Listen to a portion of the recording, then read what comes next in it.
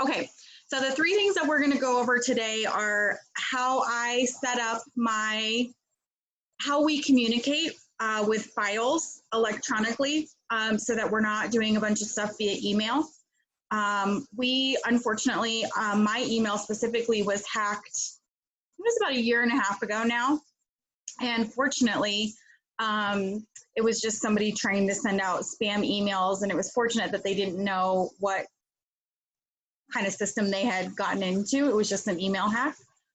So that really prompted me to consider some other more safe ways, electronic ways to transfer data where we weren't emailing a bunch of stuff. So I'm going to show you how we basically do electronic everything in my company. I'm going to go over borrower paid compensation. This is a really big topic right now. And if you've never had to sell or discuss, sorry, my hair is really just bothering me. So I'm just going to pretend like this is a mirror while I'm talking to you guys. So we're going to talk about borrower paid compensation. If you've never had to sell it before, it can be very intimidating. And the thing about any type of communication that you're doing with borrowers, the key is, and I've talked about this before, is it's a lot like being around toddlers, not in the sense that our clients are uneducated, but if you've ever been around a toddler who's learning to walk and they fall and they instantly look for whoever's around, like, I don't know how I should feel about this. And if you're like, oh my God, you just fell. Oh my God, they're gonna be like, oh my God, I just fell. Right? But if you're like, it's okay, you're okay, get back up, you can do it, right? Assuming that they're not injured. They tend to follow that lead and they're like, oh, okay, I'm okay, I can get back up. And clients are the same way. So if you go into a situation of borrower paid comp and you're like, oh, I don't know how to tell you about this charge and I'm not sure how to, right? They're gonna think that something's up. They're gonna be like, what's the gig? Why are you so like uncertain when you're speaking to me about this? So I wanna share with you that. I just lost my train of thought. 3 things I was gonna talk to you guys about today. I'll remember the third one, I've got it written down. I'll probably just jump into it as we go. Okay, so to get started, so you can do what I do in G Suite or Gmail or any email that's hosted by Microsoft. You can also do this with Dropbox. There was another one that I used to use when I first started that was free. I don't remember what it is called. If I remember it, I'll drop it in the notes, okay? So I'm gonna do some screen sharing, and I've done this before, but I wanna jump into it a little bit more detail. So basically, everything that we have, our email is hosted by GoDaddy, which is run by Microsoft. So Hotmail, Microsoft, MSN, Outlook. I believe you can do all of this as long as you have a OneDrive, okay? So SharePoint, OneDrive, kind of all the same thing. All right, so what I'm about to show you is how we set up our files. So let me share the screen. I don't know why this trips me up every time, but it does. I get real self-conscious every time I do this with y'all. Like I'm gonna put the wrong, see, there you go, because I have the wrong thing up already. Okay, so let me close my email out. Perfect. Okay, so we use the OneDrive. Okay, what you can see over here in my quick access, right? When I click on my folder, like I want to open or access a document, it just comes up with my quick access. I run on an HP laptop, so I don't really know if your computers do this, but assuming that everybody's working in a space that has smart technology, what happens is over here in this left-hand panel, your computer starts to think like, oh, I know what you're going to do. So what my computer does is it puts folders at the very top that are the most recent ones that I've accessed, or the files that I've accessed the most recently. If that makes sense? So, and I'm just going to ask if you have a question that you go ahead and drop it in the notes, because as I'm sharing the screen, it will alert me that there is a comment in the chat bar, okay? Because otherwise I can't see everybody and I don't want to miss a comment. Or just unmute yourself and talk away. If you talk too much, I'll just mute you. Okay, sorry, so back to this. We are set up entirely in the OneDrive, okay? So what you see here, we have a couple of loan officers that came to us who already had an established system using Dropbox. So we also have Dropbox files, but we use the OneDrive for next-gen home loans, okay? And then we organize, we don't share all the files with our staff. So this is, as the admin of the OneDrive, I can see everybody. So I have my tax forms, closed loans. These are attachments that have come in emails. And then we have our loan officers. This is Max Frank's folder. He would send me stuff sometimes to review. And so this is the folder I would say, hey, upload that to this folder, right? So so people aren't emailing me stuff. We're not, we don't use Microsoft Teams, but it does archive the chats. Notebooks, here's where I keep my payroll and pay stubs. Here's another loan officer. Here's our training folder, which I use for this, and then another loan officer. I could probably organize this a little differently when we first started it. I was a lot smaller, and so we've added things as we went, and now I just feel like it might make a big mess of things if I move stuff around. But for example, what I would do is, let's say I have a processor who only works on Kelly's files. So what I would do is right click, and then I would share Kelly's file. I'm going to copy the link, or you can send it. So I'm going to send it to Isabel. Okay, she's going to be like, why are you sending this to me? I'm going to add a message, just be like, hey, this is Kelly's folder, sending it to you while I am doing a live Zoom training. Don't do anything with it. Just keep your file active. Thanks. Okay, so then I'm going to send that to her. Now, hold on a second. This link can't be sent because at least one recipient isn't valid. Isabel is valid. Oh, sorry, that's not my message. There we go. I typed that off. See, we make mistakes. Okay, so the link was sent to Kelly. Now what I want to show you is when we have then, so I'm just going to open my file. Okay, this is how I do it. Okay, in my file, I have our licensing. I name my folder several things: state required disclosures, referral information, our training folder, closed folder. Okay, and then I name my clients. I keep client files by their last name. Okay. I've said this before, when I have duplicates or referrals, like they're coming back to me, I will put on here and say, this is their refi, okay? Or like this client, this is not their first loan with me. I might have to put refi 2020. Oh, look, see, refi 2020. Because in Colorado, I have to keep their files for 4 years. And so what I do is this helps me remember that, or not remember, but organize it by the loan that they've done. So if I ever get audited, I'm not like just searching for Martina's file and she's done 4 loans with me, okay?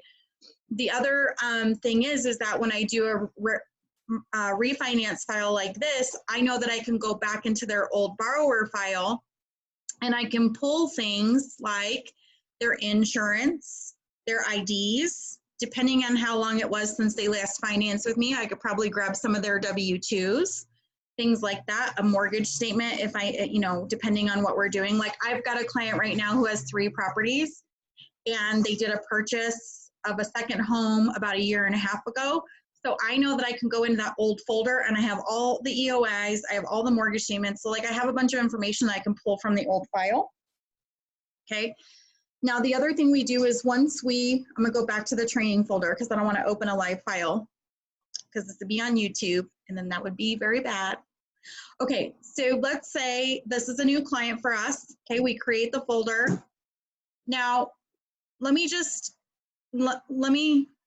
however you do your processing or originating, I want to make a couple of suggestions to you, okay? What I want you to do is I want you to make a folder that is a new client folder, okay? And whatever you do with this new client folder, Or like, let's say you're only licensed in one state. What I would do is I would say, okay, so for example, let me go back. I'm going to name this new client folder Colorado. Okay, so we're licensed in Colorado, New Mexico, and Texas. So what I'm going to do is I'm going to come into my main folder, and I have this little thing. Sorry if I'm making you dizzy. I'm sorry. Just hold tight with me.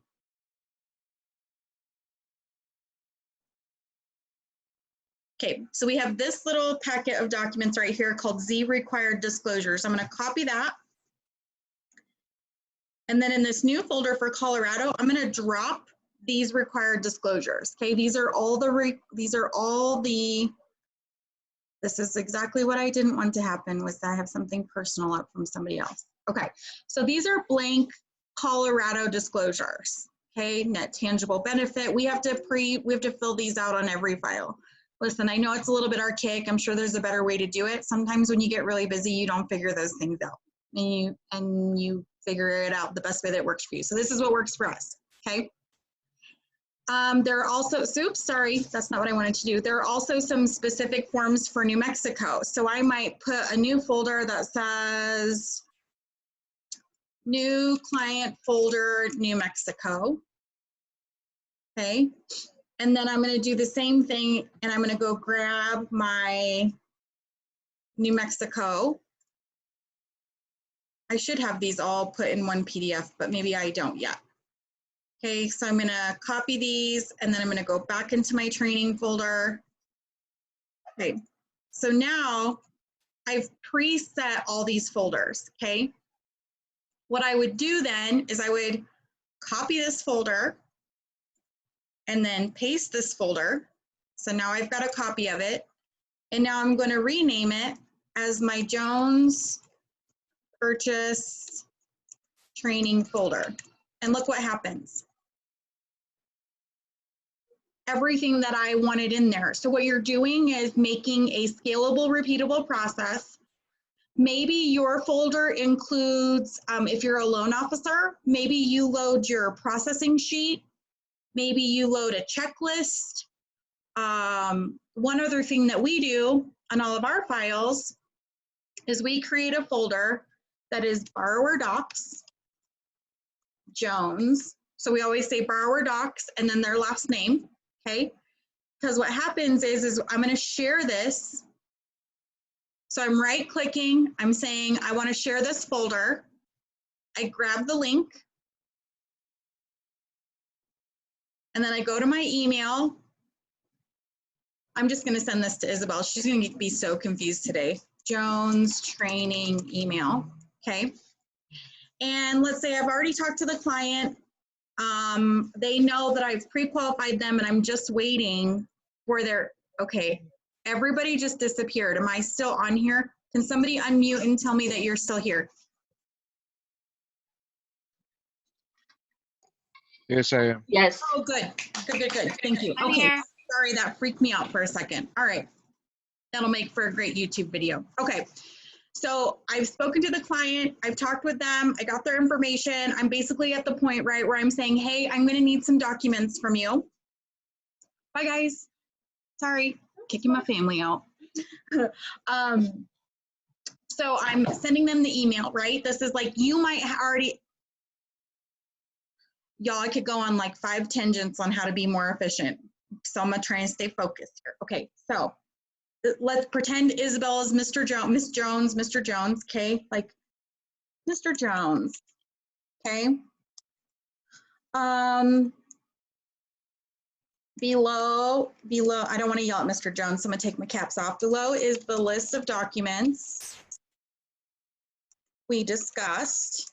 Can you please use the folder below to safely upload your documents?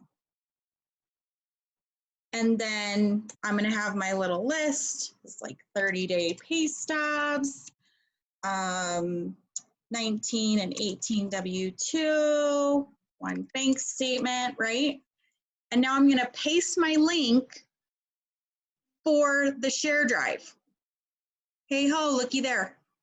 Who wants a copy? If you want a copy of this email, you can click into the borrower Doc Jones so you can see how it works.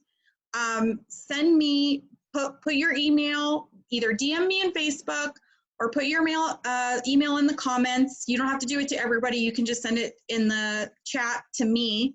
There's a little drop down that says if you want to do it to everybody or not. And I'll send you this same email, okay? So what happens is, right, the borrower gets this email.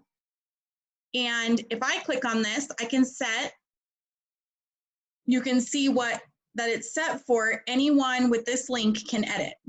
Okay, so what we do is we send this to the borrower and then they safely upload their documents.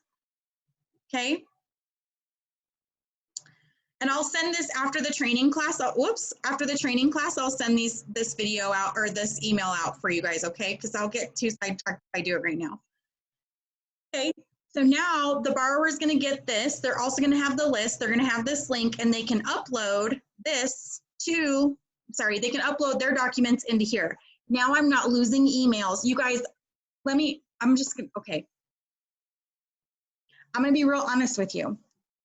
I've had clients get very frustrated with us, and I say us because I don't want to say me. I've had clients get very frustrated with me because they're like, I've already emailed that to you. Well, you guys, I have like 6,000 unread messages. Most of them are rate sheet emails because I just can't keep the rules on getting rid of rate sheet emails faster. They come in faster. I have a permission that says, you know, like if somebody does a loan in UWM, you get like 100 email notifications about easedocs, right? So I just have those all swept into an easedocs folder. And so it always looks like my inbox is really full, but it's not. But what I found is that when I was creating these permissions, like let's say I said, I want any email that has the word easedocs in it to go to this easedocs folder. Well, I wasn't thinking. And so if a client had responded or said, hey, I signed my disclosures, here's also my blah, blah, blah, it was sweeping emails to other folders. And I was like, I don't have this email from you, right? So again, like I've said before, this training and these things that I'm putting on is born on the back of my failures, my struggles, or things that I've learned. Y'all, when I opened my brokerage, Brawl was barely even a thing. It was like not even a thing. I remember the first AIM fuse happened 1 month before my 1 year anniversary. Okay, so like so much of this stuff, we didn't have this group. So I'm entering, I'm 3.5 years in. I've been in broker since 2012 and then had a few years of experience in retail before that. Okay, so everything I'm showing you is because I learned the hard way or, you know, like it just didn't work for me, but I have a community like this. Okay, I digress. So I'm gonna go back to screen share. That was just really important to me to say to you that like people got mad at me because I was losing their stuff. All right. Okay. So then we send this to the borrower, okay? Now what happens is that when I send this folder link, I send this training folder, so I'm gonna send this to Isabel. Isabel's my processor, by the way. She's also my eldest daughter. Okay, so I'm gonna, I'm gonna share this to Isabel. Right, so hey, here's the new Jones file. Hey, here's the new Jones file. So now let's say I'm ready to pass this off to my processor, okay? Hey, here's the new Jones file, 3.2 is in.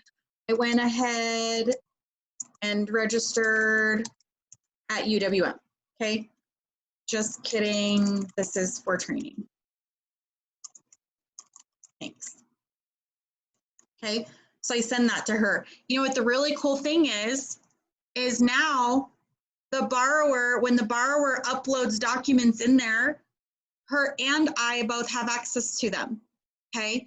And if she puts something in here, then I have access to them. So I am gonna go into this file, not that file because they don't have one. Let's see. Okay, so borrower documents, here's our all of our documents, all the things that we've added. Okay, here's what the borrowers added. They first started uploading on the 13th. Then we asked them for a few more things, or she didn't get them in that same day, on the 14th. Then we got the approval back. We asked them for a few more things they uploaded. Then we had to wait for some stuff to come in, and she uploaded a few more things. And then, right, so you can see that the borrower is continually using this file every time we ask for something. Does that make sense? Oh, John, that's awesome. He said this OneDrive and the copy link folder for email is a golden tip, already changing the way I do business. Dude, that's so awesome. I'm so glad to hear that. Okay, this is changed. We've only started doing this. I wish Isabel was on the call and I would ask her for certain. So Isabel's been with me for 9 months. We just started doing this share drive. We were kind of doing a version of it before, but we really went all in, like doubled down all in. We were going to basically try and use it like Dropbox about, I would say about 4 months ago, and it has changed. Our efficiency has, I mean, I don't know how you measure that, but I would say it has shaved 50% of wasted time in transferring, downloading, uploading. Now, let me tell you this really quick. The reason that I love OneDrive, okay, the reason that I love OneDrive is because it stores right here on my computer, right here. The biggest thing that I despise, and I don't say that lightly, okay, is that when I go to upload to a lender, okay, and this is my issue, this is why I don't use a POS, a point of sale system like Pre-Approve Me app or whatever, is because you can't, as far as I know, so if I'm wrong, please let me know, but as far as I know, you can't store the files like this, kind of like, I don't know what this is called, so if you're a more tech person, I apologize, but like, this is just like my Internet Explorer files. So my OneDrive and my Dropbox just sit right here like everything else on my computer, right? Like this is my PC, this is my C drive, right? Like we're all familiar with working in these Internet Explorer files, okay? The reason that I love OneDrive, I mean, you could do this with Dropbox, you could do it with Google Mail, but the reason that I love it is because it comes right here, just like an internet folder. So if I am wanting to go to, let's say, man, let me just, give me 1 second while I think this through, because I don't want to, this is going to be on YouTube, so I just got to make sure I'm not shooting myself in the foot here. Okay, so I got to move some things around so I can actually see what I'm doing here. Okay, so if I want to upload,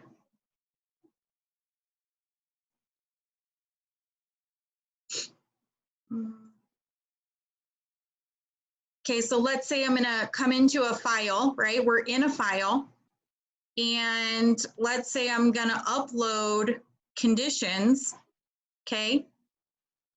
I don't have to download them from somewhere, save them to my desktop, and then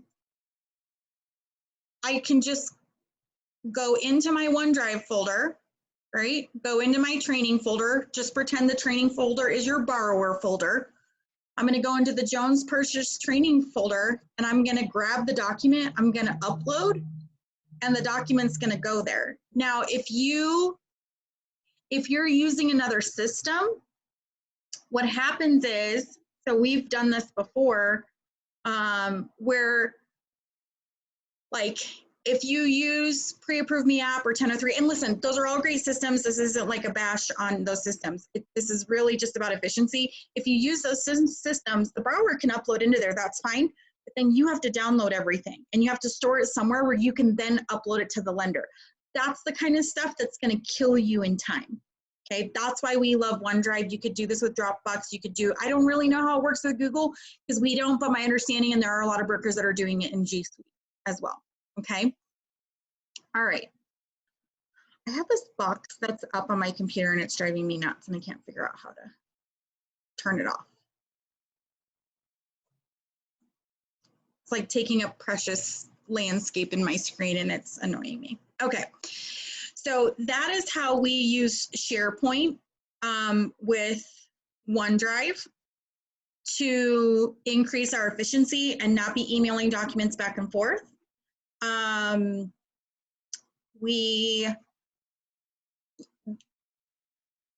So for my processors, I give them access to, so let me go back to share screen. I'm just going to talk this through with you for a little bit so that you can maybe decide how you want to set yours up. So within NextGen, the company drive, maybe you could do a folder that's loan officers. And then inside the loan officer file, you put each loan officer's name, and then you could share the loan officer file to the processor if you have a processor assigned to each file. Now, my processors aren't really assigned loan officers per se, but they do kind of work specifically with the majority of the loan officer right away. But sometimes, like if I'm bringing in somebody new and I need them to have experience, I may have them jump into a loan officer's file that they're not normally assigned to. So you can make a LO file, you can make a processor file by processor, and then move the borrower folder into the processor folder. I don't really know how you would make sure that the loan officer would have access to it too, but I'm sure you get the point. Like you could figure out different ways to organize this if you don't want to share your whole company OneDrive to somebody, or you can just do it by borrower. When I first start with somebody, I only send them the link for that specific borrower that they're working on. Okay. All right. Any questions about this part? Because I'm going to move into borrower paid comp, because this is a big, big, big topic right now. Any questions on this? Anything that you want me to go over? Anything you want to see again? Let's do this really quick because I'm actually just thinking out loud here. Nope. I need this little thing to go up because I can't see. There we go. Let's do sent. Okay. So I'm just coming into my sent emails so you can see what this looks like when my processor receives it. Okay. So I shared a file with them. Hey, here's the new Jones file, 3.2 is in. I went ahead and registered at UWM. Just kidding, this is for training, thanks. Okay, but she's gonna click on that. Whoopity-doo, there's the Jones training file. And then I'm not gonna download it because I don't wanna save it twice on my computer. Then she can download it and it saves just like this to her computer, okay? And you can upload documents to it. Now, you don't have to download it to your computer like this. You don't have to. If you don't, I would suggest that you flag or pin these to the top of your email for whatever you're working on. You can always go in and access the folder anytime and work from this screen like this versus working from it like this, like an Internet Explorer folder, okay? Okay, did any questions pop up while I was doing that? No? Okay. Borrower paid comp. If you have a question and we just have a little bit of a lag, just unmute yourself and let me know. Okay, borrower paid comp.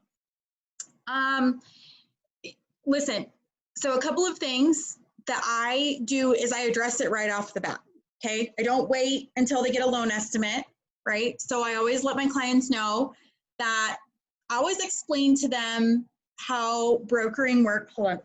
How brokering works. Most of the time, somebody has tried to, or depending on, you've taken the application, so you know what they do for work. My husband ran a plumbing and heating company for a really long time, went to college for computer science. He's now my marketing and my IT department tech. But before that, he was in the family plumbing and heating business. And there are certain HVAC and plumbing parts that you can't buy, like you can't as a homeowner, can't just buy off the street. You can order a number of things like the motherboard inside of a furnace. Like you can order those off of Home Depot, like Amazon and stuff, but like you wouldn't really be able to buy something like that just like at Home Depot. Okay, I know that there have been times in the past where I was looking for something, I Googled their name, called their company, and they said, hey, we don't sell direct to the public. You need to find one of our distributors and then you can buy it from them. And I explained that to them.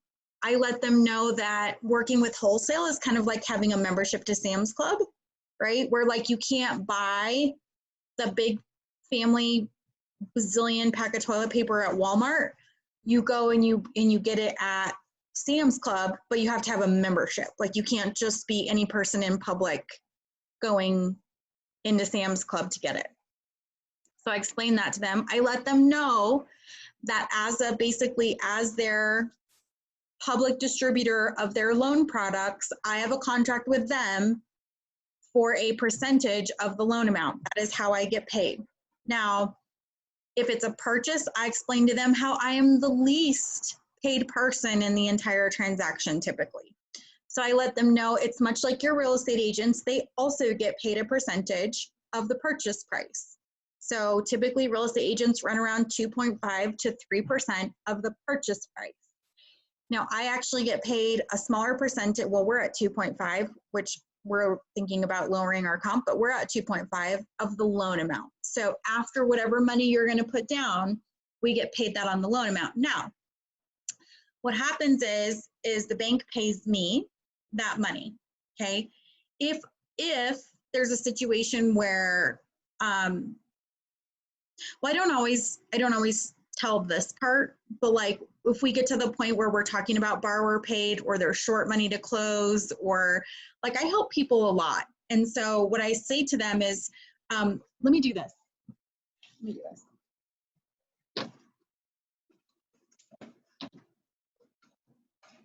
So on the CD, I hope you guys can see this okay, because this is not my normal get up. Okay, so on the CD, you have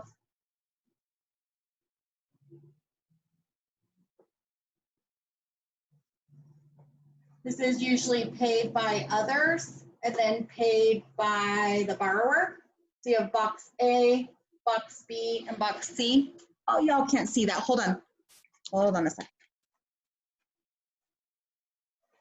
Let's see if we can scoot this in a little bit closer. Like I said, this is not my normal get up, so we're just gonna go with it. It's gonna be janky as heck, but we're gonna figure it out. That's why you guys love me and come back, because it's fun. We still can't, oh boy, this is gonna be interesting. Let me try it on the other side. I think we got glare issues.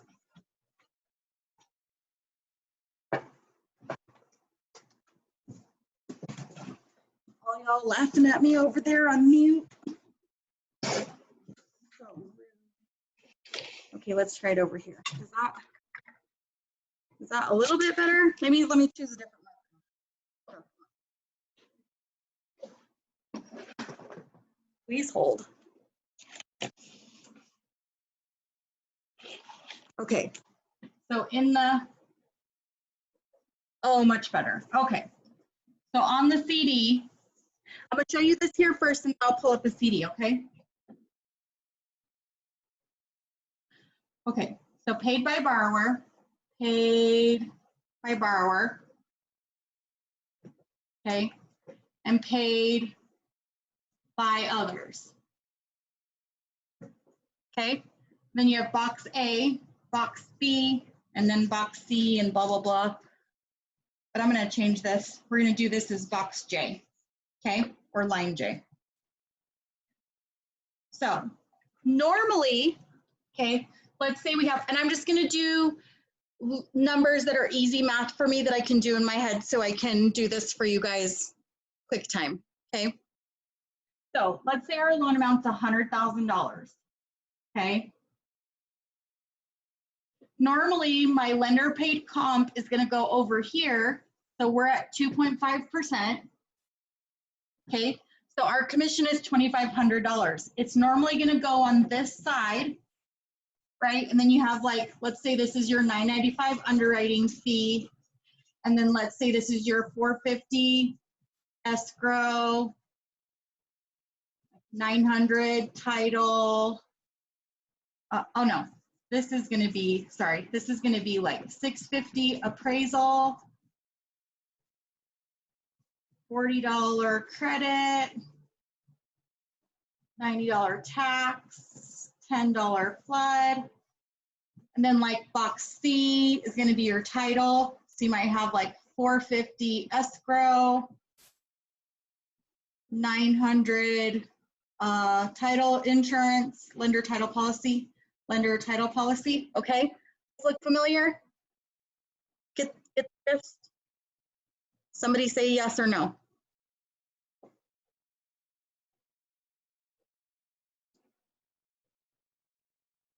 Nobody? Yes, good. Thank you. Familiar. Great. Okay. So lender paid comp is going to show over here. Okay. Now, what happens is if you go borrower paid, this goes out here, and this comes over here. Okay. But also what happens, is, let's say your rate was covering this, your rate was covering the borrower paid. Also what happens is now the credit comes over here, okay, in line J. I think legitimately it's box J on the LE and line J on the CD. I'm gonna pull one up, I'll show you. I will show you guys. So two things.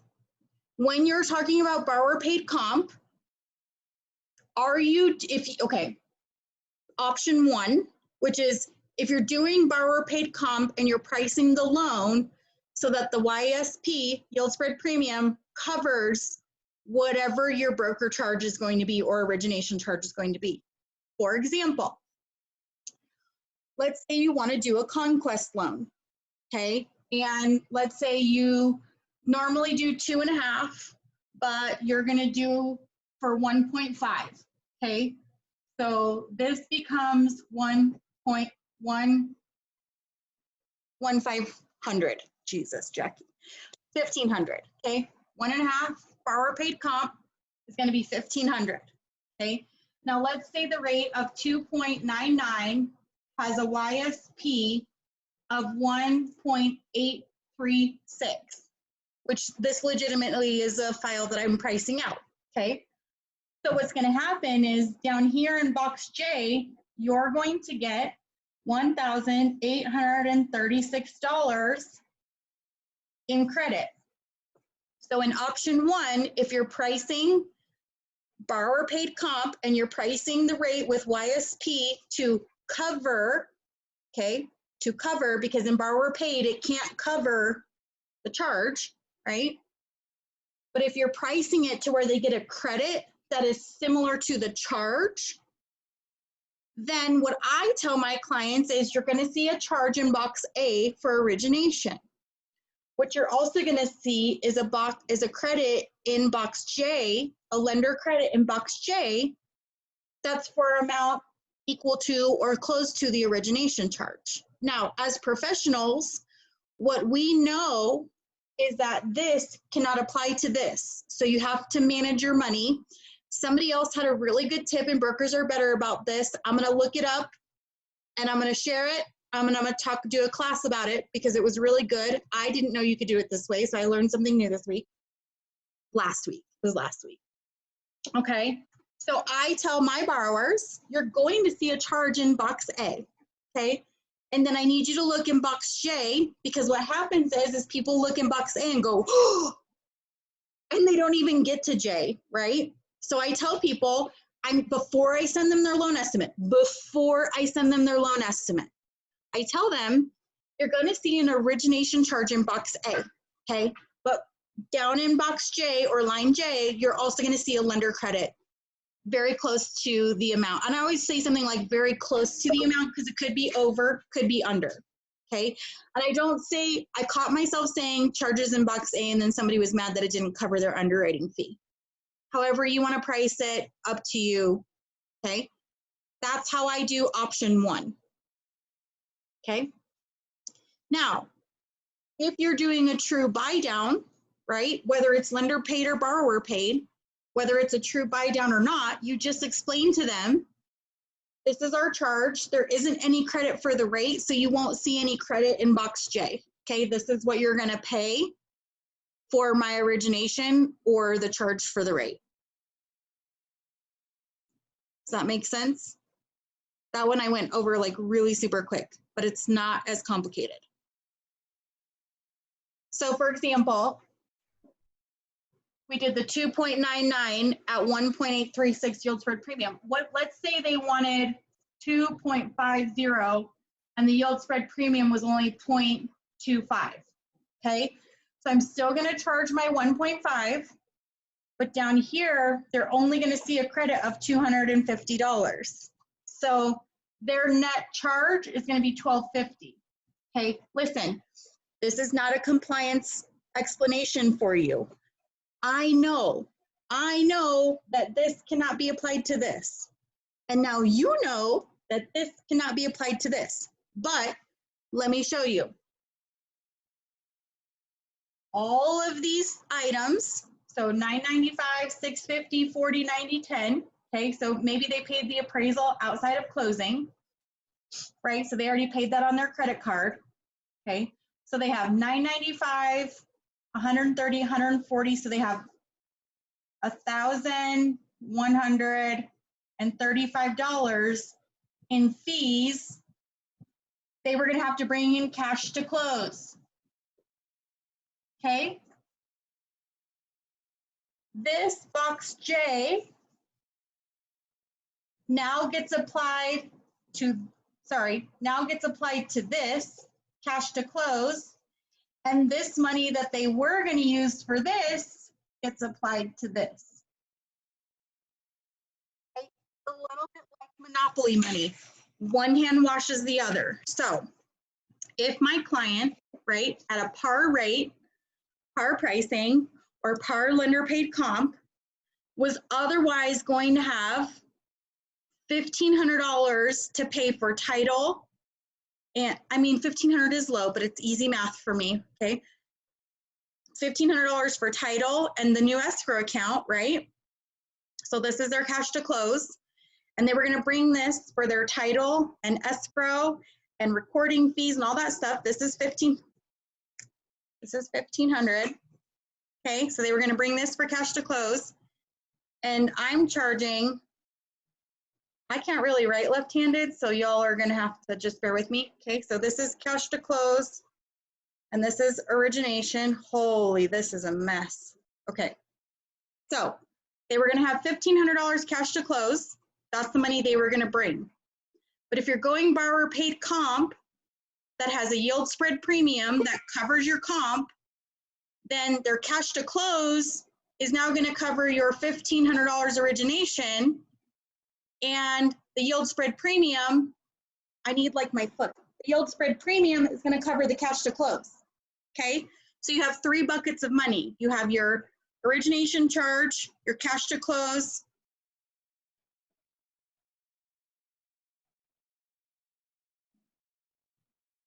and your $1,500 yield YSP, okay? So it's like a Trinity triangle, okay? So normally what happens is your YSP is hidden if you're lender paid, because the YSP pays the lender paid comp. Sorry, pays the lender paid comp, okay? YSP is normally hidden for lender comp. As soon as you go borrower paid, then your origination becomes viewable on the borrower side and your YSP becomes a credit. And the borrower's cash to close pays your origination and the YSP covers the cash to close. So this pays this now, and this pays this. I'm gonna have to go take a shower after this.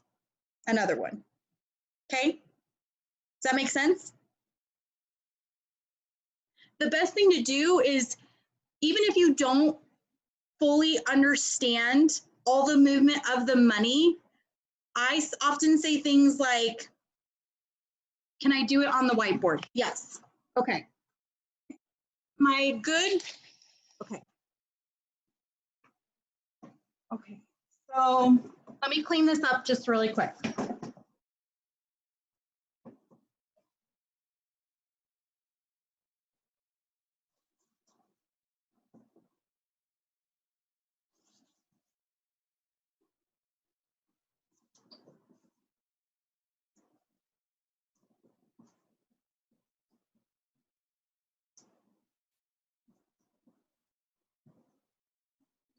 Okay, so if you're doing lender paid, okay, so if you're doing lender paid, okay, it's going to show over here as paid by others on the right side.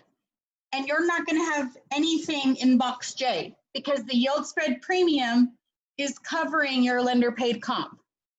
Okay, so you won't see anything in here. Let's do this. So our loan amount is 100,000. Let's say our rate is 3%, okay, with a YSP of 2.5. Okay, so this scenario is a YSP of 2.5, 3%. Okay, if you're going lender paid and your YSP covers your lender paid comp on lender paid. So there is no lender credit here in J. Let's say you did 3.125.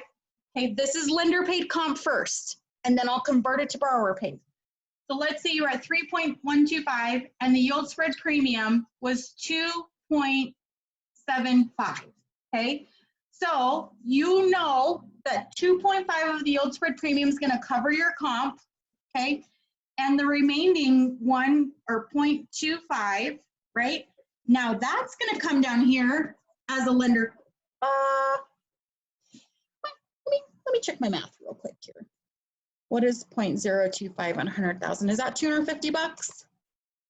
100,000 times yeah, 250 bucks. Okay, so you're going to have leftover yield spread premium of 250 bucks. So if you were borrower paid, that light's gonna. So if you were borrower paid comp and you were at 3.25, 125, right, with a yield spread premium of 2.75, 2.5 of this is going to cover your lender paid comp.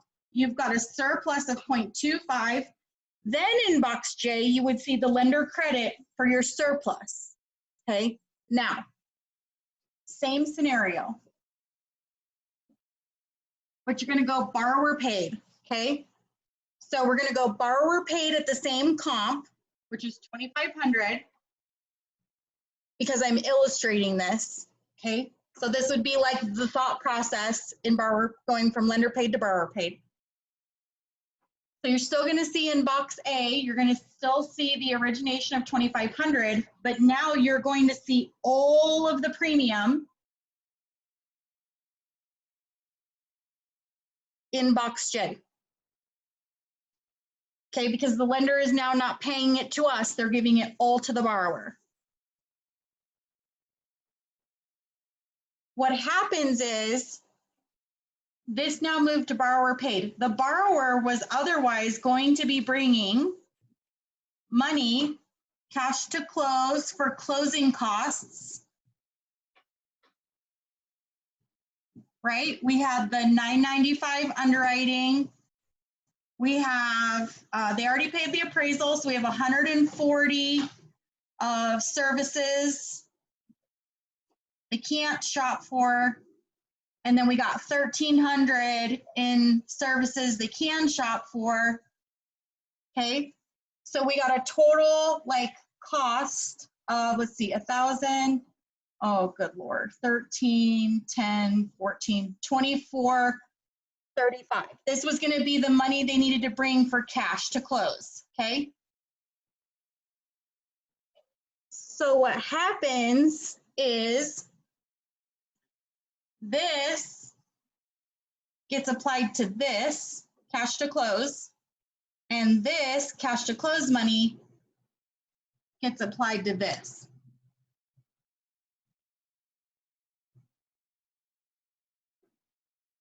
Okay.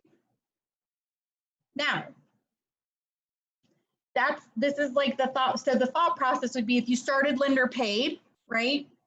And the borrower needed more money. Let's say this was higher. Let's say this was actually 3,400.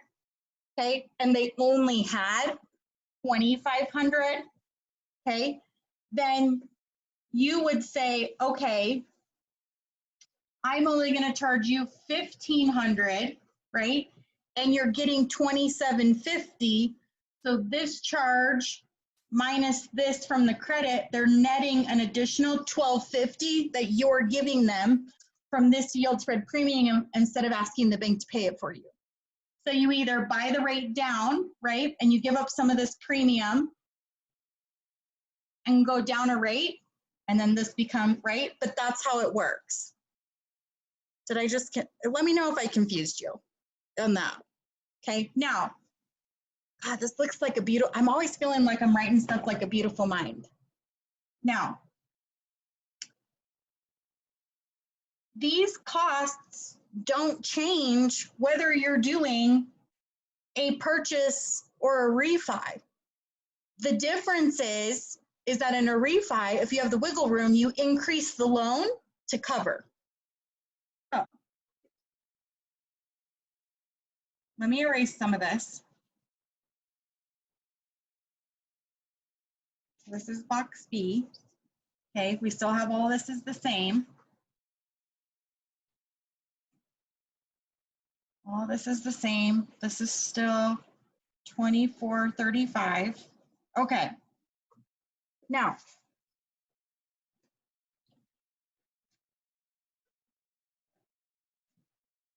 I'm going to go back to this 2.99, okay, with a 1.836 yield spread premium credit. This is an actual loan I'm working on, okay?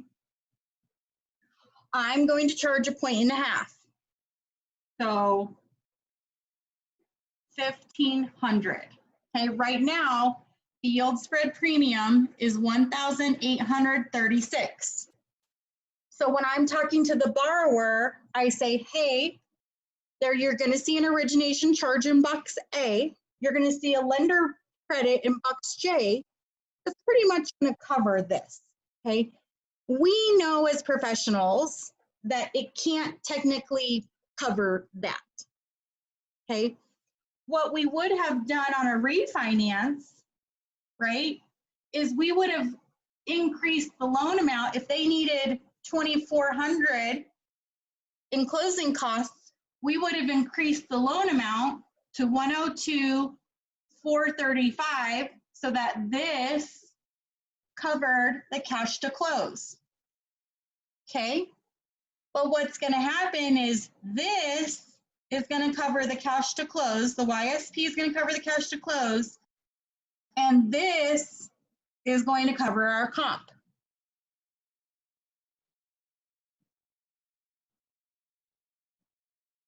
Okay, so it's still a triangle. It's still a triangle where you have, give me 1 second.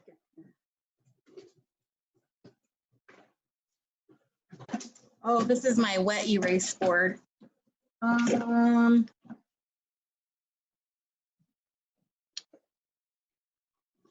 Hold up 1 second.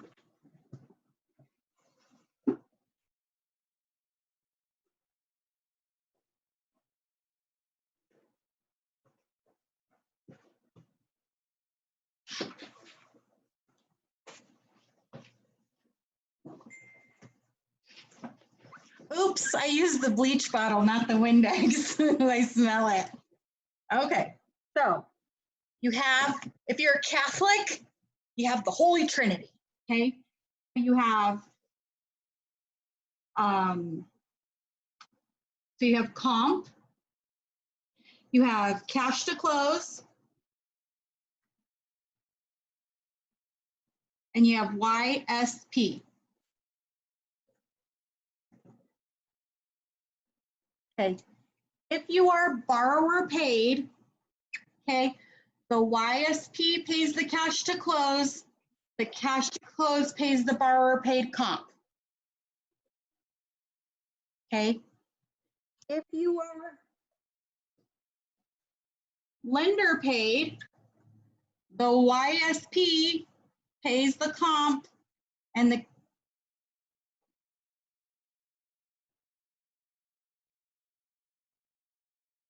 cash to close is the cash to close.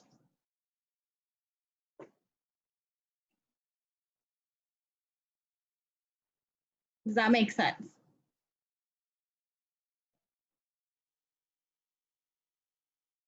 Yes. Awesome. Good. Okay. So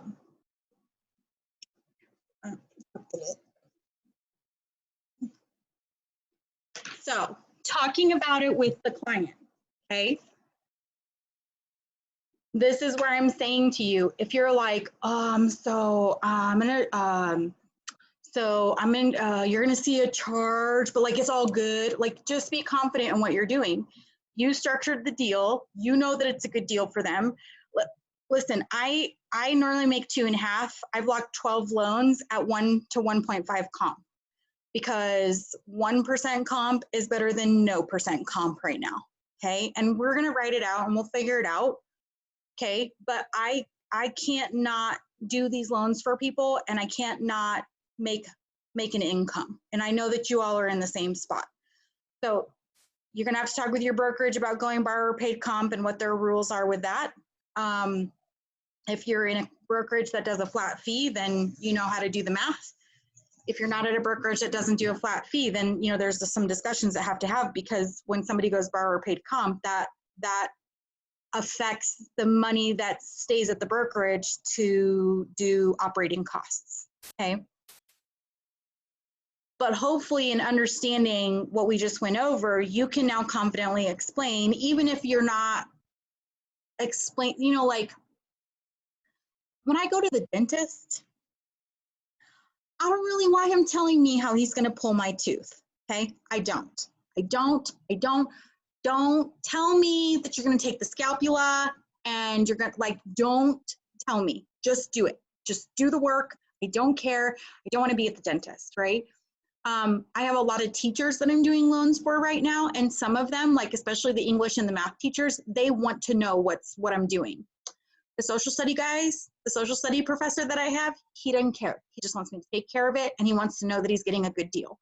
So I tell him the basics. You're gonna see a charge in box A, and then you're gonna see a credit in box J. So it's like a net wash, okay?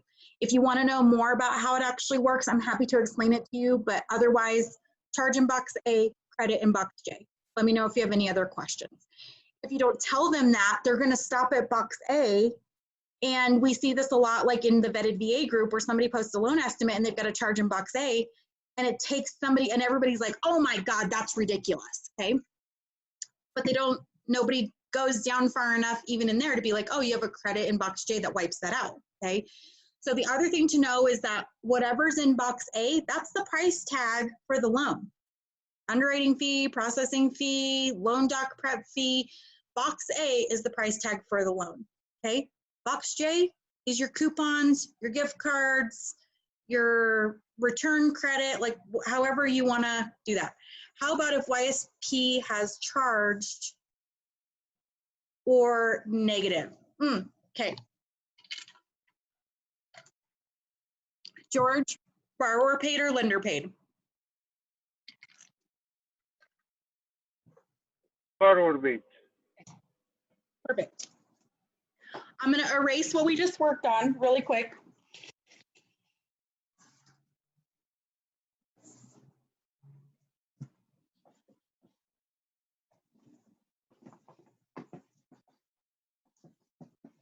You're essentially talking about what I was saying before, which is option 2. Okay. So what George is asking. Conquest, you know, they have a lot of these days. Yes. You know, 2.5 or 2.75, they're charging $3,000. Yes. Okay. So. Forward paid. Yep, you got it. Okay, so we're still going to do the same thing for simple math, $100,000 loan amount. Okay. what he's talking about is, let's say,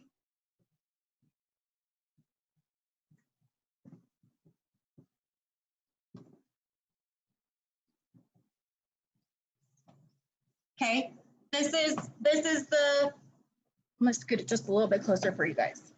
Okay, so like this is the pricing in Conquest. Okay, so you have your YSP, and we're going to talk about the pricing after your loan level price adjustments. Okay, so a lot of times you're going to see two columns. You're going to see, like, let's say this is 1.5. Okay, and then right here you might see like 0.85. The second column is after your loan level price adjustments or your hits for the characteristics of the file that you're working on. Loan to value, credit score, product type, okay? So for this example, we're only talking about this box right here, okay? So we're not talking about this, the base pricing, okay? So what he's asking, so let's say like yesterday, this was minus 1.836. This was like minus 1.200. This is minus 1.0. Let's say, oh, no. I gotta go bigger than that. Let's say this is minus 0.50. Then let's say this is minus 0.125. And then let's say this is plus 2.50, and this is plus 750. Okay. So when you're looking at the pricing sheet and you see the negative, this means this is a credit, okay? So in our same scenario, so paid by borrower and paid by others. Okay. Now, I'm going to answer George's question first, and then I'm going to give you another example, okay? 2.5 has a charge of 0.75. So in box A, you're going to see a 0.750 charge. This is going to say points. So this is going to be $750. Okay, and let's say that George is charging 1.5. So then you're also going to see 1,500, okay? And then you're going to see the underwriting fee of $9.95, okay? Oh, shoot, can't see that. There you go, okay? And then you're going to have your appraisal and credit, okay? So 650, 40, right? Okay, and then in box J is going to be 0, okay, because there was no credit. There was no credit for this rate. It was a charge. So you're not going to see any credit in box J, okay? So that's how you would see this. Now, like the one I was working on yesterday, we did here, okay?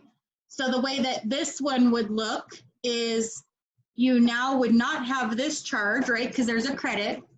And in box J, you would see the 1836, which is 1.836 of my loan amount of 100,000.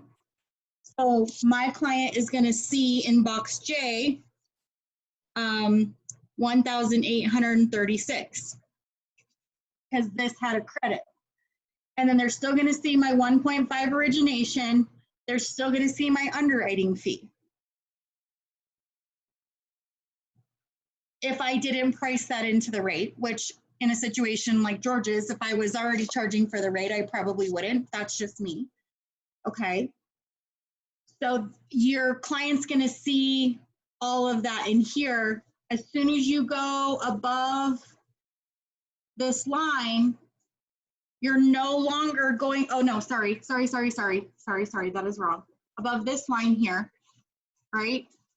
So as soon as you go above this line here, you're gonna see the charge in points in box A and nothing in box J because everything up here has a charge and no YSP credit.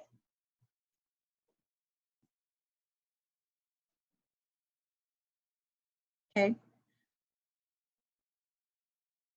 So here's another situation. Let's say if I went to, let's say they wanted 2.75. Okay, so I've got a little bit of credit. They're still gonna see my 1.5 origination and my underwriting fee, but I'm gonna have $125 in lender credit that can be applied to the closing costs. Because that's what this is saying here, is that there's a 0.0125 credit of YSP, yield spread premium, for the rate. Does everybody get this on a real high level? Got it. Is that good, George? Does that help? Good, but your recommendation do not go with the negative, with the plus, like 2.625. You have to explain to the client it's coming out of your bucket, Well, no, not out of my pocket. the client's pocket. Yeah, they're gonna have to pay for it. Anymore. Yeah, they're gonna have to pay for it, but that's just an honest, so listen, when I'm talking to client, you guys listen.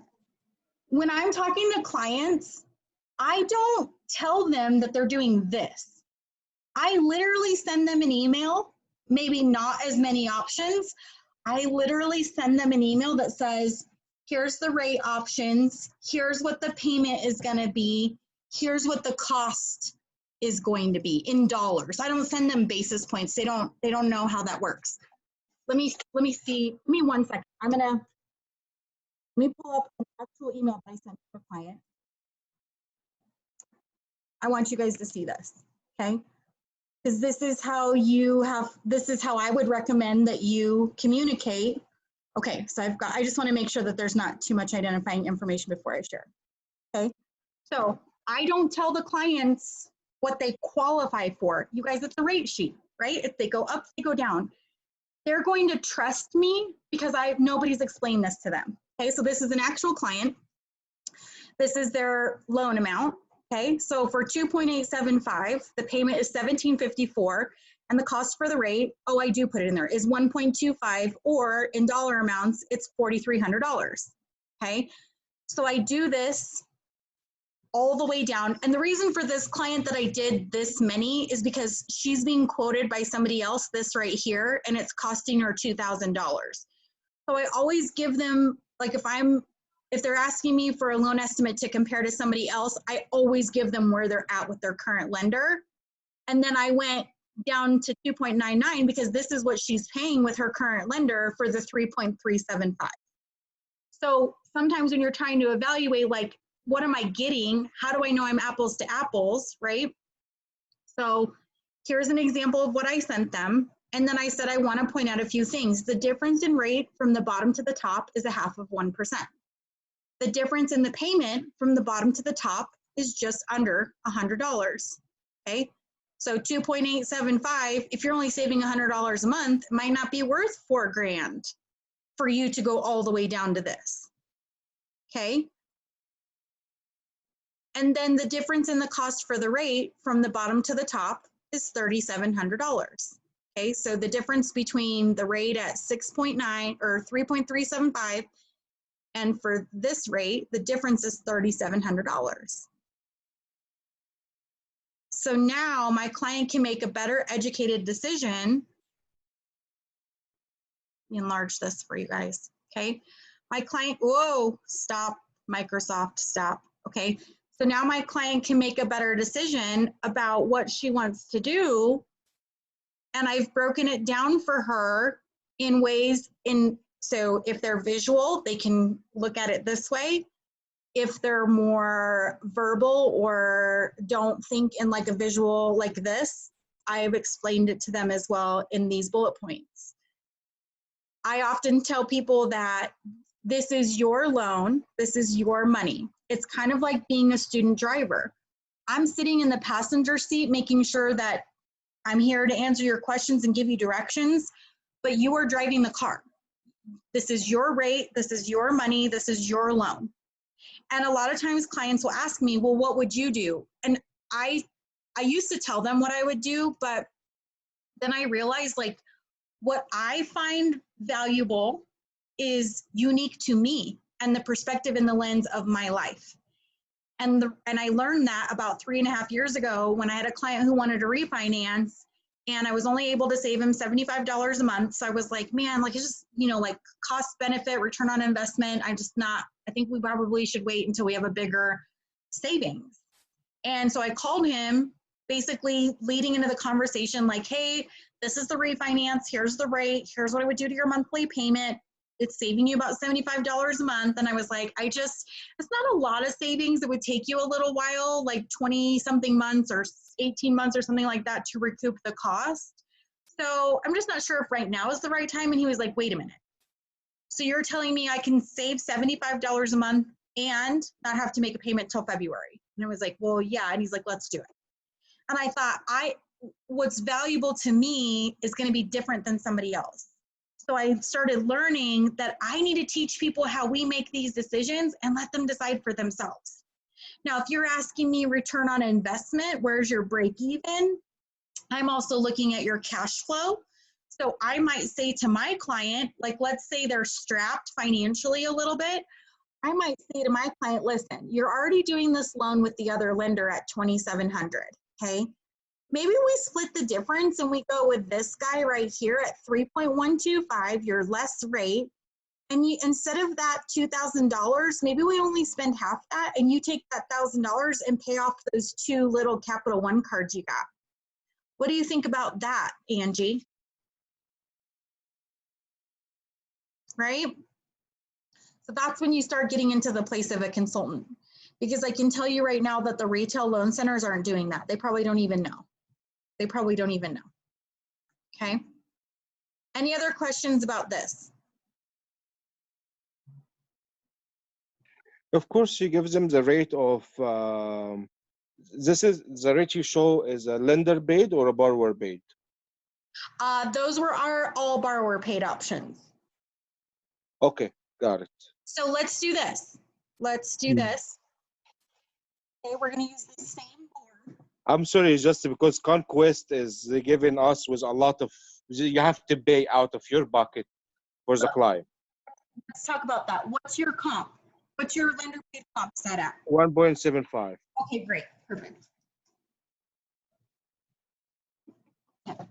So if you have a lender comp of 1.75, okay.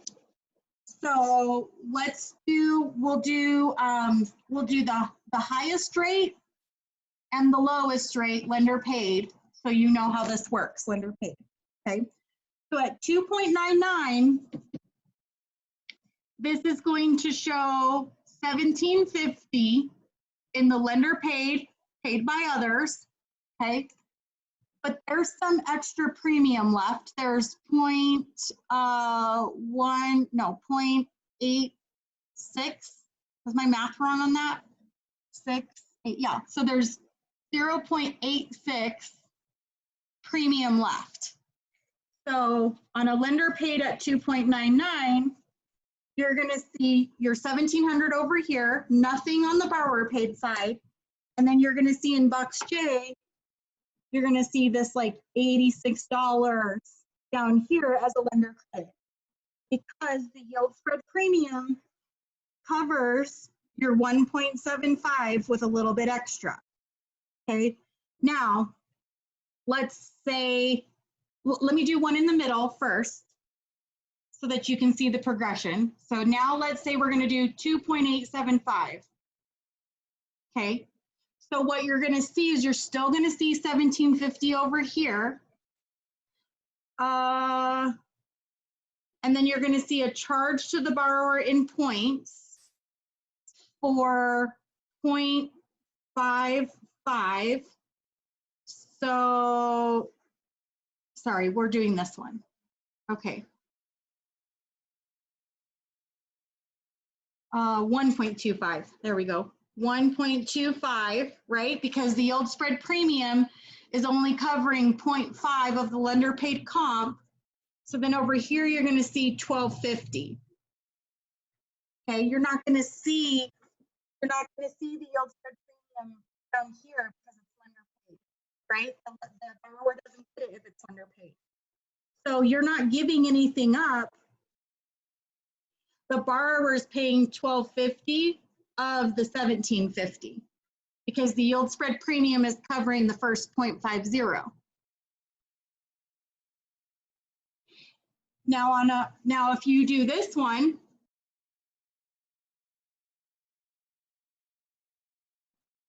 you're going to see 1.2, you're going to see a charge of 2.50, which is the 0.75 for the rate and the 1.75 for the comp, because the yield spread premium doesn't cover any of the comp. So you're actually going to see a 2.5 charge here. Now I have to look, I have to pull one up, because as I'm doing this, I'm thinking to myself, Jackie, I wonder if, and I may have to send you guys an email out. Part of me is thinking is that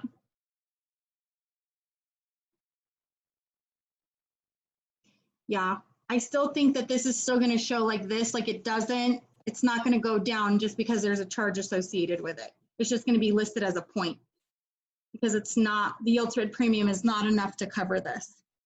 Okay, so you're not giving anything up, your borrower is paying for all of it. So in this example, you may consider going borrower paid and lowering your comp to, let's say you lower your comp to 1.1, okay? Then this charge goes down from 2.5 to 1.75. One for your, so it really actually goes like this, 1 point for your origination, and then the 0.75 in points, because that's what the rate charge is. So then you would see 750 broken out like that. Got it. Now I got it. Okay, good. Awesome. Good. And you'll probably get 2 loans in and be like, wait a minute, wait, how did she do that? And that's okay. I'll work on getting this video scrubbed and posted. So hopefully it goes, I'll try and get it loaded tonight, and then YouTube buffers it. It takes like 2 or 3 hours. So if you're subscribed to the channel, then what happens is you get an alert that we've uploaded a new video.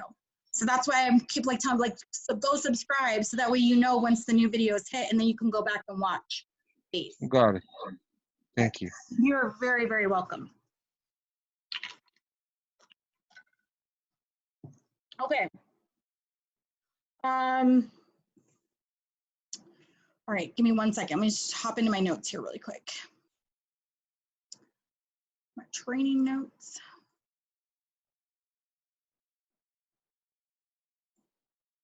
Okay, last thing.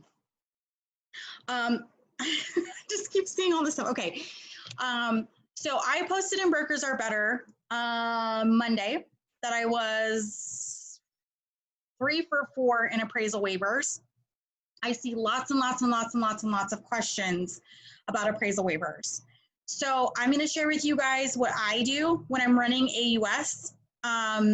I also was on a call with the AIM team yesterday for about an hour talking about some of these things, because I want there to be more people out there telling brokers like how to do certain things like this. So I learned these tricks from my old account executive at UWM right before UWM rolled out. Remember when they used to have the, so some people are hearing you. UWM has the value check in their system. Okay, if you don't know what I'm talking about, please drop a note in the chat box. If you do not know what I'm talking about, just say something in the chat box so that I'll jump in and show you. But UWM has the value check at the bottom. Okay, they used to have an appraisal waiver pre-check where you could put in the address, you could put in what, like the loan amount or whatever, and it would tell you like this property would get an appraisal waiver at X loan amount. Okay. So that has since, as far as I can tell, in the last couple of weeks, I have not been able to find the appraisal waiver pre-check anymore, okay?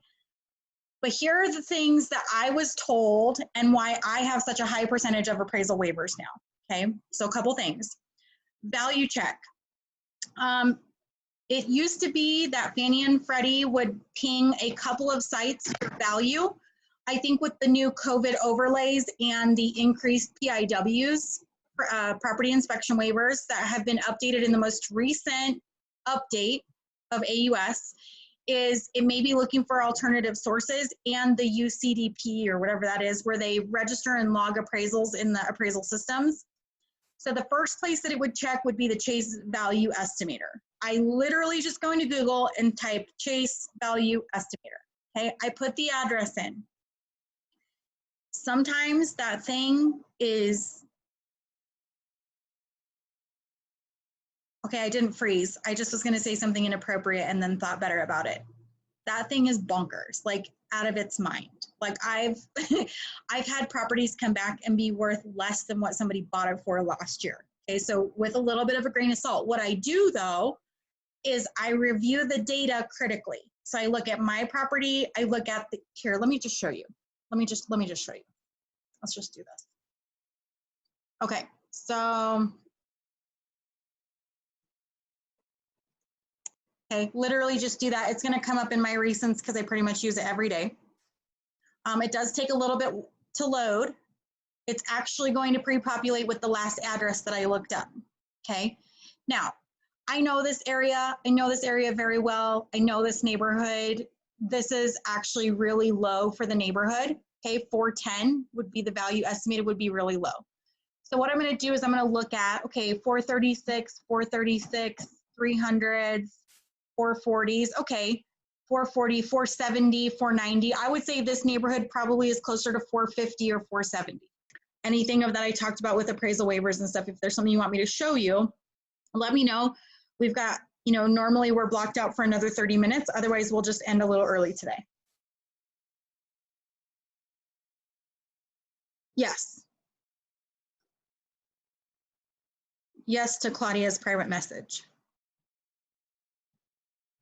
Okay.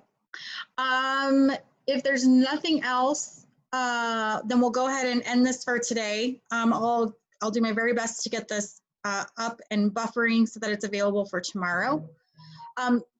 What you were saying about all caps on the appraisal waivers, the address inside the system. Perfect. Let's do that. Okay. So USPS. Address, zip code. So I just do USPS. So because, right, like this is in my recent history. So you can see, legitimately, I'm telling you the truth. This is what I do, right? So address, history, zip code. Okay, I'm going to go to zip code lookup. And I'm going to find by address. Okay, so I'm just going to use my address, 9200 West Coal Mine. I know it's Avenue, but I'm not going to put it in there. I'm going to put Littleton. Geez. Colorado. Okay, I'm not going to put the zip code in, and I'm going to say find. Okay, see how it returned. Now, listen, there are some people that say you have to put the 4 extension in there. I never put it in. In fact, I was told to not do that. I was told to not put the 4-digit extension in the zip code. So then what I'm going to do is I'm going to copy this. Actually, I don't do that. What I do is I copy this. And then I go into my, I already did this. I go into my loan file, okay? And I just paste it in there. And then I know that this all needs to be caps, Littleton, Colorado, 80123, and I do all caps. I don't do anything with the county. Okay, so from the subject, whatever system you're working in. So whether it's a lender system, Calyx, Encompass, that doesn't really matter. Whatever system you're in, wherever the subject property address is, you need to make sure this is in all caps for your appraisal waivers, okay?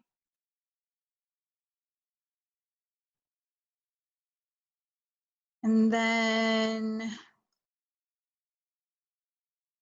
I'm trying to think, I don't think there's any other tricks that I really do. Well, if I'm being honest, which I hate when my husband says that to me, and I'm like, what do you mean if you're being honest? Okay. Vulnerably, okay,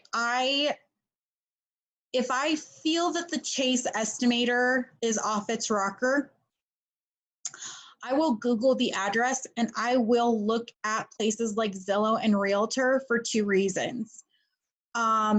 because both of the realtor.com, because both of those sites will tell me and show me what recent sales were in the area. And so I can look at that and through just the process of elimination and valuation, determine whether or not Chase is really off its rocker or if my client's off their rocker, right? Oh, my neighbor's house, it sold for $580 because your neighbor's house has 2 more bedrooms and 1,000 more square feet. And you're in a townhome, that's why. So what about the number of times you're running AUS? Does that come up with any issues?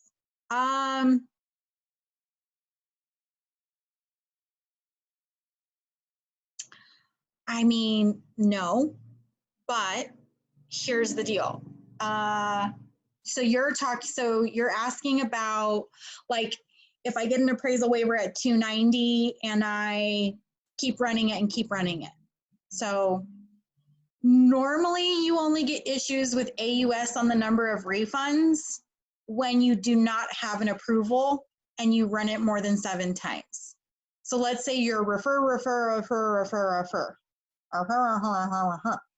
Okay, let's say you're approve ineligible, or refer eligible, or refer with caution. That's where you're going to get the error code. But let me show you something. I don't know how many of you in here are Calyx users, but if you are, you can go into, so if you're running DU in Calyx, so you go to interfaces and Fannie Mae. Okay, all you do is go down to results. And when you run AUS, it gives you the case ID number here. You click edit. Let's say this says, okay, oh, sorry, it probably doesn't say that. It probably looks something like this, okay? So all you do is click edit. You take that out, hit okay, go back and rerun. And what it's gonna do is it takes out the case number, starts all over, and your runs go back down to 0. But the other thing that you can do in Fannie, which I don't believe, and I haven't found that you can do it in Freddie yet. You give this just a second to load. Is if you're doing something like this where you really are trying to work up a scenario and see what's approvable,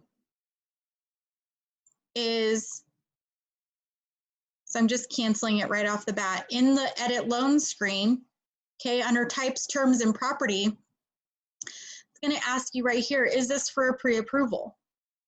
Yes. Okay, the system's gonna be a little bit more lenient on the changes that you make because it's for a pre-approval. How? I don't know. I'm not the tech person. I don't work for Fannie. I just know that for me, when I'm doing these things outside of a lender system, I say it's a pre-approval. Okay, so look, this has now gotten a case ID file number. Perfect. So now, like I just told, so you can go to results here.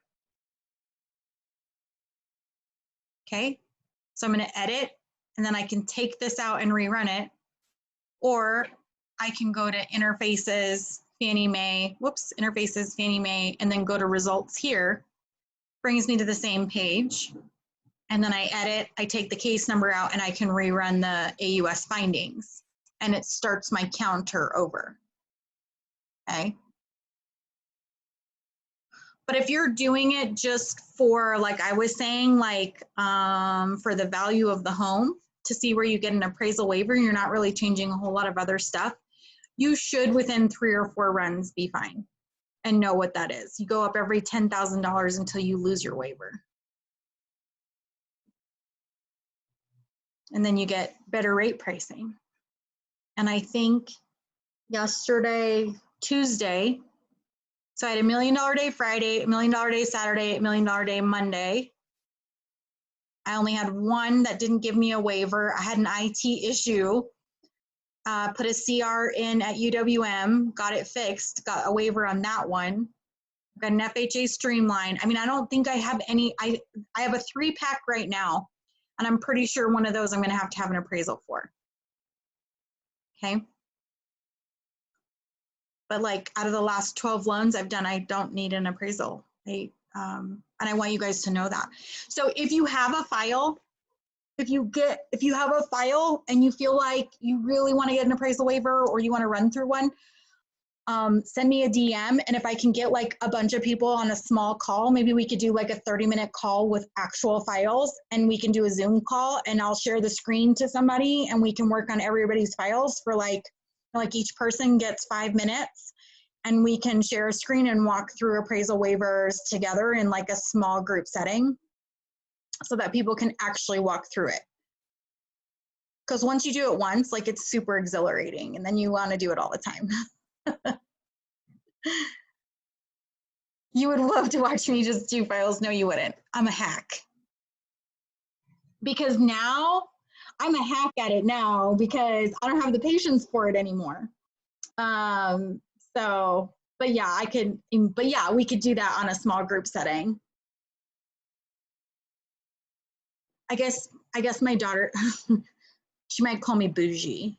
I'm too bougie to work on files like that. No, it's not true. I actually, night before last, I legit fell asleep on my laptop at like the last time I looked at the clock was 10:58. I was laying at the foot of my bed, so like backwards on the bed, and I woke up sometime after 11, like sleeping on my computer while I was running AUS on a file. So I've got to get to the point where my daughter has been with me 9 months full time. She just did her first submit to fund. So she registered, submitted, ran AUS, funded, balanced everything.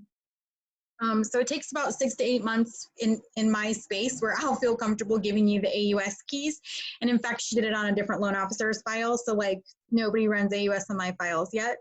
But that's where I want to go with it. I want to be able to get to a point where I can hand that part off. But I know it so well that like it's hard to justify handing it off for me. So, okay, guys. So I'll hang tight for a few more minutes. That way, if there's any lingering questions, you guys can just post them in the chat. And otherwise, I'll do the processor training tomorrow.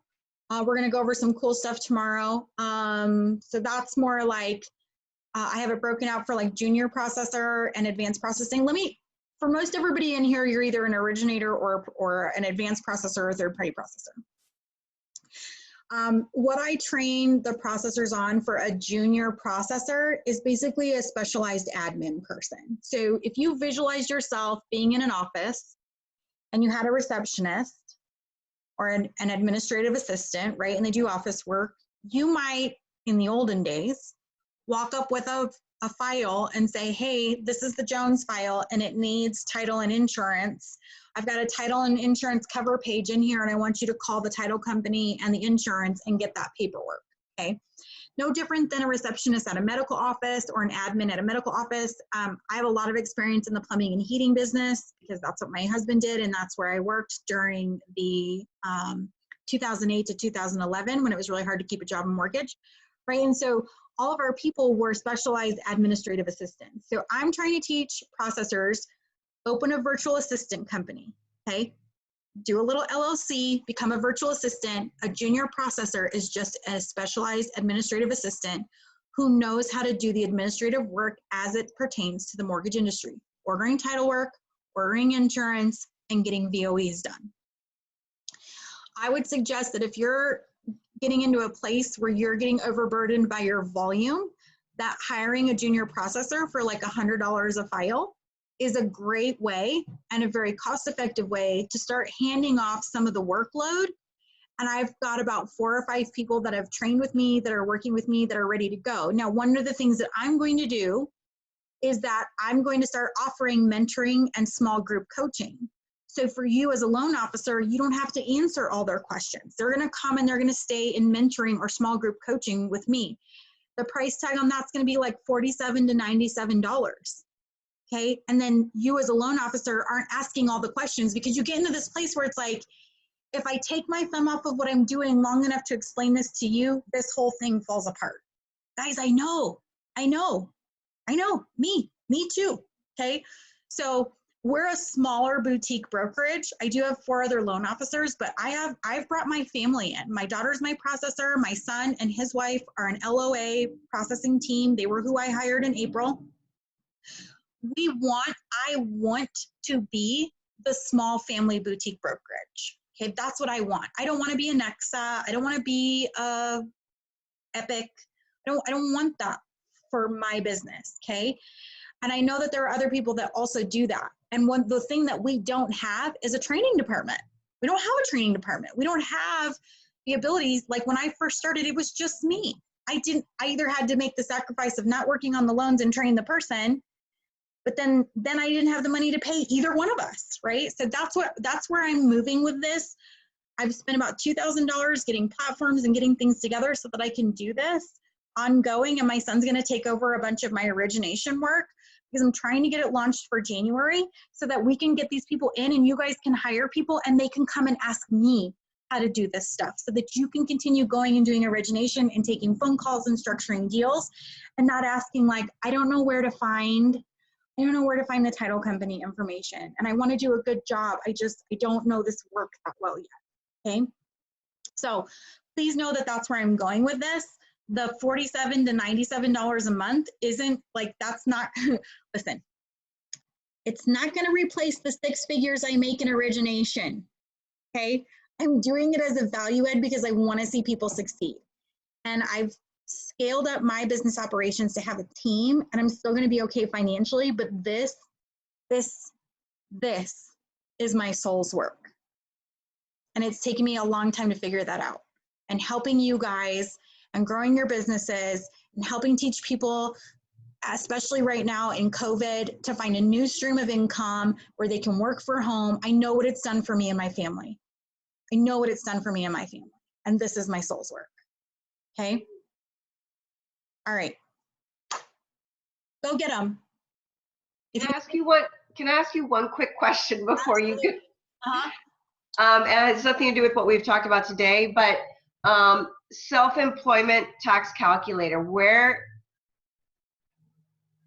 can I mean, self-employment, what is it? Income calculator, sorry.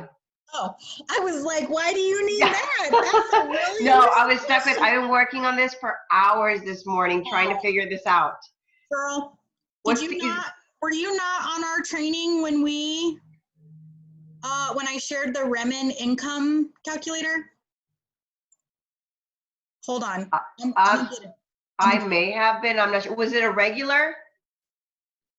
Girl, I remember something, but sometimes I'm in and out because I have like 3 jobs. I'm a single mom, so I'm trying to incorporate this and trying to get a pipeline going before I leave the others because I have to have an income. Yeah.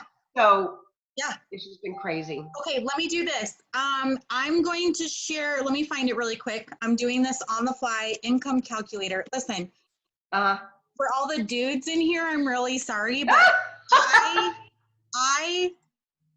I like fangirl over Remen the way women fangirl over Jason Momoa, okay? I love so many things about Remen. They're small, they make sense. They're like the broker's wholesaler. Like, I know their system's quirky. I know that they got their shit, but like, so do I. But right up there with UWM, they give me some of the most valuable things. So here's what I'm gonna do. I'm going to share with you from my Google Drive their income calculator. Okay. Let me just make sure that I have the right, okay. I need you guys to download this and save it. I use this and I turn it in with my files to other lenders. And I don't give 2 cahoots that it says that it's from Remen, which is a daughter company to Homebridge. So Homebridge bought Remen in order to have access to, oh shoot, hold on a second. I gotta send it to the whole group. Just please hold. Okay, to the whole group, there's a link, okay? Homebridge bought Remen 4 or 5 years ago because they wanted access to the home style renovation product and software. So Remen still runs by themselves, but they're owned by Homebridge now. Okay, a lot like N2 is owned by Equity Prime, a lot like the lender, which is now Mr. Cooper, was like the sister company to Pacific Union, PACU, okay, before they were bought out by NationStar. Okay. Did you hear me say, no, what I was saying is that, okay, so yes and no, but no, Remin is up there with value add, the things that they give me as a broker to do my job. I believe that Remin has added so much value to me as a broker. Their turn times have gotten long, but for many, many moons, as long as I've used them, they've always been same day underwriting. They just launched a new portal, so be nice to them because it still has some kinks, okay? It's not, listen, nobody is UWM, okay? Nobody is UWM, okay? We just signed up with Cardinal. We did our first loan with Home Point. I've done a loan in Flagstar. Nobody is UWM, okay? So stop comparing everybody to UWM. It's like walking around with a picture of your high school self when you were 50 pounds lighter. Like, stop it, okay? Nobody's UWM. I'm not lecturing you, John. I'm not like trying to lecture you. What I'm trying to do is set the expectation that like, know that UWM is like, it's the bar, okay? But only one person can set the bar, okay? They've always advertised themselves as the technology leader in the industry, always. That's why their tech is what it is. And a lot of times other lenders will wait to see what UWM releases and then see what they can mimic. Okay, but the system that Remin has now is light years above what they used to have. You used to have to work in two systems. So, but what I love about Remin is they're small enough that they still make one-off decisions about loans that make sense. Okay, they still can say like, hey, they do like a round table once a week where like high-level underwriters and upper management get together and discuss files. Basically, like, can we save this? Can we do it? Or hey, we can do it, but we have to get upper-level management because this is like a secondary market issue, and we have to know from the guy upstairs that they're going to do it. I've had 3 files alone this year already taken to the guy upstairs, and I've closed every single one of them. 4. 1 for my other loan officer, okay? I like that. They're like me. They're the small boutique guy, right? I can't stand, I'm not gonna do it because this is going on YouTube. But I have posted before with my account executive that if I have to train another underwriter at UWM, I'm gonna start back charging them $500 for my underwriter training program.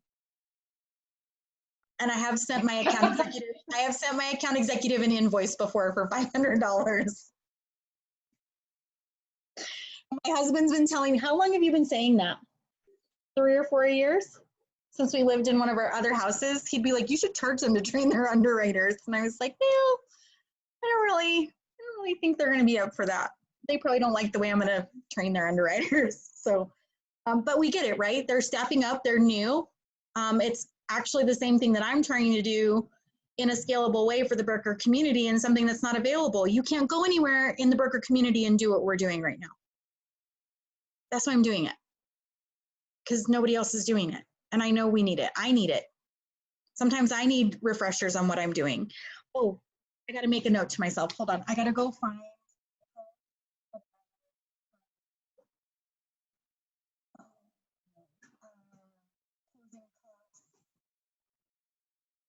And escrow items. We had a really simple calculation for doing that, and I was like, oh, that's good.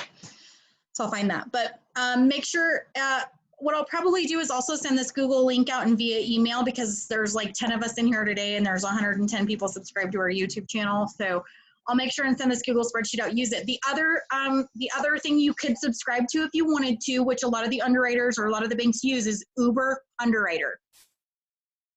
Uber Underwriter. Yes, Monica. So on tab, so there's tabs at the bottom. Oh, okay. I guess I just didn't see them. Okay. Yes. Scroll to the right. There's like 50 million tabs.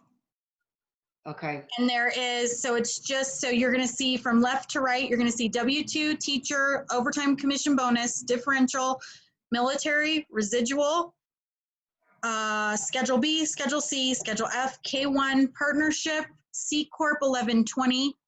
Okay, here's the other thing. Let me, oh, you guys, if you let me stay on here, here's the other thing all day long. Okay, this income calculator, look, residual income right here. Here it is. Yes. Okay. This is your This is one of your 5 FHA compensating factors. If you are tight on a deal, right? If you're tight on a deal and you need a comp factor, even if it's a conventional deal and they're like, we don't know, you want to fill out this residual income calculator. This is the easiest FHA compensating factor of the 5 to get approved. You just fill this out. This is the VA residual income calculator. If you're doing a VA loan, pre-fill this out and turn it in with your submission, okay? But also down here, you can see, this is what I was just telling Monica, W-2 teacher, overtime, okay? Differential, military, residual, Schedule B, Schedule C, Schedule F, K1, partnership. I guess the only thing it doesn't have in there is Schedule E, which is real estate income, but that's going to be off your tax returns, and that should be pretty self-explanatory. There might be, let me see. Yep, there you go. 1 to 4 investment. So you enter rents received, subtract total expenses. It'll give you your income down at the bottom. You guys, this thing is gold. This thing is freaking gold. You got to save it. Okay, I'll send it out an email to everybody too. If I don't send it out by Friday, somebody ping me because that means I forgot. What do you think about Uber Uber underwriter? I really liked it. But at the time I was using it, I was just starting as a new broker and I couldn't afford to pay for it. Then I found this spreadsheet, and I'm a very frugal person. I have six children and a bonus child, and I used to be a couponer, like before I was in mortgage, like that's how we fed our family. And so like I have my value add position is really strong, and I can't justify spending the money on Uber Underwriter when I have the spreadsheet I can use for free. So that's why I don't, but I loved it. Okay, because I heard there's like $150 and $3 a file, something like that. The pricing. I think it's like you can do 1 to 3 files for free. But I'm a very system-oriented person. So in order for me to use it for 3 and then use something else for 10 more didn't make sense for me. And honestly, I haven't checked the pricing on it in a couple years. So maybe it's more affordable now. I don't know.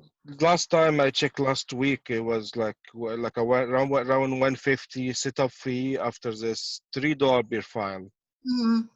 Do you think this would be worth it? Because sometimes the income calculation, when I send it to UWM or someone, try to, because it's like they have weird calculation, they don't come out with, they don't take time to check out the income calculation.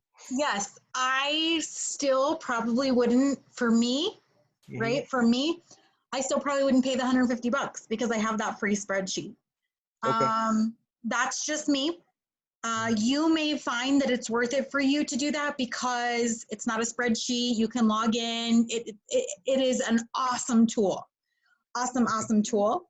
It may be something that we go to in the future. Maybe like when I'm getting ready to release underwriting, maybe we go to Uber Underwriter and I can, fill that out, and then my LOA can run my AUS because I know that the income is right and all that stuff. I don't know. But this is where we are right now. So I still probably wouldn't, but we don't have a lot of income calc problems, probably because most of my staff uses that spreadsheet. Okay, thank you so much. You're welcome. All right, guys, have a great rest of your week. I wish you all the appraisal waivers this week. Yay!